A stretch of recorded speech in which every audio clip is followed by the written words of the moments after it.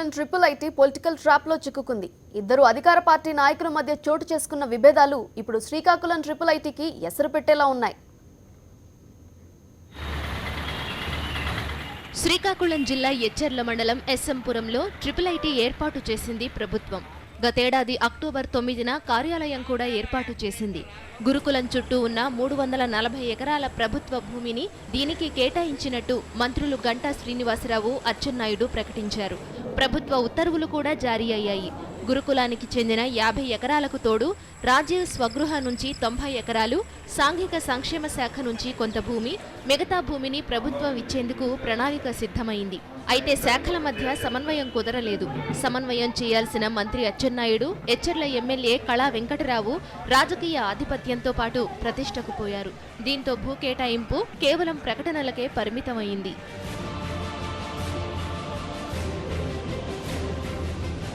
ప్రభుత్వం తాజాగా December 19న GO number 1164 విడుదల చేసింది. ట్రిపుల్ ఐటీ భూ కేటాయింపు నిలిపేస్తున్నట్టు ఈ ఉత్తర్వుల్లో పేర్కొన్నారు. భూ కేటాయింపు నిలిచిపోవడం వెనుక పెద్ద రాజకీయ తతంగమే జరిగిందని టీడీపీ వర్గాల్లో టాక్ నడుస్తోంది. Triple IT MLA Kala Venkatarao నియోజకవర్గంలో ఏర్పాటవుతోంది. ఎస్ఎంపురం ఊరు జిల్లా పరిషత్ అధ్యక్షురాలు చౌదరి ధనలక్ష్మి సొంతూరు. ఈమె ప్రస్తుతం మంత్రి అచ్చెన్నాయుడు వైపు ఉన్నారు. ఎచ్చెర్ల ఎమ్మెల్యే కళా వెంకటరావుకు జెడ్పీ చైర్పర్సన్ మధ్య విభేదాలున్నాయి. ఎచ్చెర్ల నియోజకవర్గంలో ఎచ్చెర్ల మండలం మినహా ఏ మండలంలోనూ జరిగే కార్యక్రమాలకు చౌదరి ధనలక్ష్మిని ప్రోటోకాల్ ప్రకారం ఆహ్వానించడం లేదు.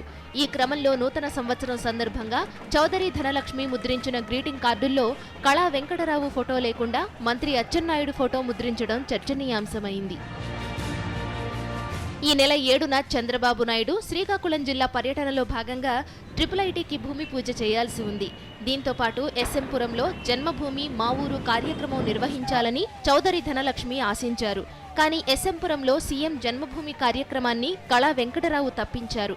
ఎచ్చెర్ల నియోజకవర్గంలో సీఎం టూర్పై ఏకాభిప్రాయం కుదరకపోవడంతో మొత్తం టూర్ షెడ్యూల్ రాజాంకు మార్చేశారు. వీళ్ల వివాదంతో ప్రస్తుతం ట్రిపుల్ ఐటీ వచ్చే ఏడాది కూడా ఇక్కడ ప్రారంభమయ్యే పరిస్థితి లేదు. గొడవల కారణంగా వేరే జిల్లాకు తరలిపోయినా ఆశ్చర్యపోనక్కర్లేదని ఇద్దరు ఎమ్మెల్యేలు పార్టీ కేడర్తో అన్నారంటే పరిస్థితిని ఊహించవచ్చు. యుగంధర్, కరస్పాండెంట్, శ్రీకాకుళం.